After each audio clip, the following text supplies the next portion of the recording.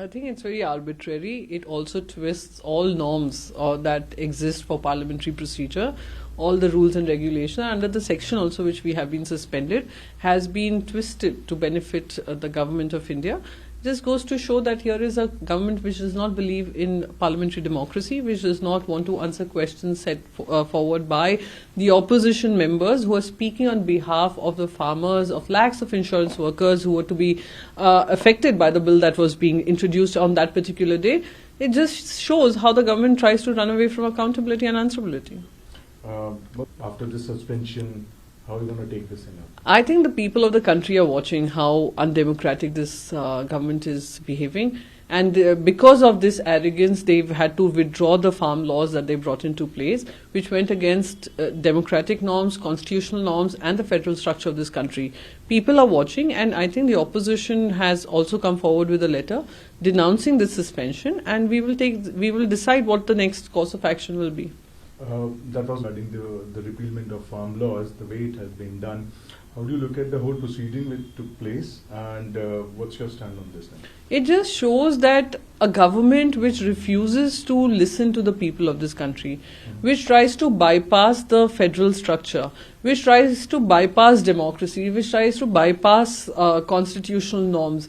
The farmers of this country have, through their protests, shown that it is possible to be heard in a peaceful manner by talking about your issues. So they have been repealed. You have a government which is extremely embarrassed. They do not know what to do. So what they go ahead and do is trying to change and divert the attention of the people by suspending the 12 MPs. We MPs have been speaking for the people of the country. We will continue to speak for the people of the country, inside or outside the parliament. That's been a great question. According to the government sources, it says that no Congress or its allied ruled states have been able to give first dose of over 90% of the people and second dose to over 50% of the people. And at least 7 BJP ruled states got over 90% of the coverage of the first dose, and 8 BJP ruled states touched 50% coverage. So clearly these sources are trying to corner the government of India by proving exactly what we have been saying, that there has been vaccine discrimination in distribution of vaccines on state governments which are not ruled by the Bharatiya Janata Party. These statistics prove what we have been saying, and I'm grateful to these sources for bringing forward to the people of this country. Ma'am, आज एक बहुत बड़ा decision आया है कि राज्यसभा के 12 members हैं, आपका भी नाम इसमें इंक्लूड हुआ है, सस्पेंड कर दिए गए हैं क्योंकि पिछले सेशन में जो उनके हिसाब से जो इनडिसिप्लिन था उसके कारण। कैसे देखते हैं इस डिसीजन को? डिसीजन बड़ा है, सोच छोटी है। ये साबित हो गया है इस सरकार से, जहां पे प्रजातंत्र के उसूलों के खिलाफ, पार्लियामेंट्री डेमोक्रेसी के उसूलों के खिलाफ, पार्लियामेंट्री प्रोसीजर के खिलाफ जो काम हुआ है सस्पेंशन का, वो दिखाता है कि ये वो डरी हुई सरकार है जो जवाबदेही से भागती है।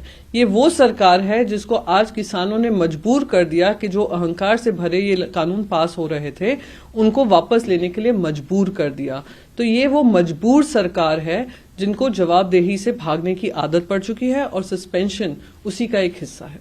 सस्पेंशन को लेके आगे कैसे अप्रोच करेंगे सर? मैं तो बस कहूंगी कि देश की जनता वाकिफ है कि हम उनके मुद्दे उठा रहे थे।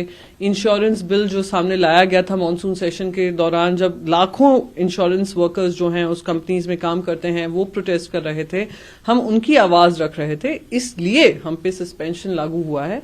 तो देश की जनता समझ रही है किस तरीके से गैर संवैधानिक फेडरल स्ट्रक्चर के खिलाफ, डेमोक्रेसी के खिलाफ काम हो रहे हैं, जिसके चलते सस्पेंशन हुआ है। तो जो भी कार्रवाई होगी, कल जब सारी ऑपोजिशन पार्टीज ने एक लेटर तो दिया ही है, जो डिसीजन होगा कल आने वाले समय में देखेंगे। बात करते हैं 2021 पारित हुआ है दोनों सदनों में, कैसे देखते हैं जिस तरीके से ये दोनों बिल पारित हुए हैं? पहले पास किया विपक्ष के बगैर, विपक्ष की आवाज सुने बगैर, आज वापस लिया विपक्ष की आवाज सुने बगैर। इस तरीके से, जिस तरीके से केंद्र सरकार ने एक एम्बैरेसमेंट महसूस किया होगा, मैं उम्मीद करती हूं कि कहीं एम्बैरेसमेंट महसूस किया होगा। 1.5 साल तक किसान सड़कों पे थे, 700 किसानों की मौत हो चुकी है। ये केंद्र सरकार ने ना ही खेद व्यक्त किया, ना ही किसी तरीके का कॉम्पेंसेशन की बात की, ना मिनिमम सपोर्ट प्राइस पे बात करने को तैयार है। ये ऐसी सरकार है जो जवाबदेही से भागती है, और ये आज जो रिपील हुआ है वो किसानों की एक बड़ी जीत है, और किसानों के साथ खड़े हुए विपक्षी हर पार्टी की जीत है जो उनकी आवाज उठाते रहे। कांग्रेस और उसके एलाइड स्टेट्स में एक भी नहीं थे जिन्होंने पहले डोज को 90% से ऊपर के लोगों को दिया है, और जो सेकेंड डोज है 50% से ऊपर के लोगों को दिया है। और कम से कम 7 बीजेपी रूल स्टेट्स हैं जिनकी 90% कवरेज हो गया फर्स्ट डोज की, और 8 बीजेपी रूल स्टेट्स हैं जिन्होंने 50% का कवरेज टच किया सेकेंड डोज का। मैं तो इन सूत्रों का धन्यवाद कहना चाहूंगी, उनको आभार व्यक्त करना चाहूंगी कि जो विपक्षी दल कह रहे हैं कि वैक्सीन डिस्क्रिमिनेशन हुआ है, वैक्सीन डिस्ट्रीब्यूशन में डिस्क्रिमिनेशन हुआ है, वो इन आंकड़ों से साबित हो गया है। सोर्सेज ने आज सरकार की कमियों को उजागर किया है, उनके लिए मैं धन्यवाद कहना चाहूंगी, और आंकड़ों के साथ किया है उनका आभार व्यक्त करना चाहूंगी। नमस्कार, मैं हूं मानक गुप्ता। अगर आपको हमारा ये वीडियो पसंद आया हो तो इसे लाइक और शेयर जरूर करें, और हां, हमें सब्सक्राइब और फॉलो करना ना भूलें ताकि आप देश और दुनिया की कोई खबर मिस ना करें।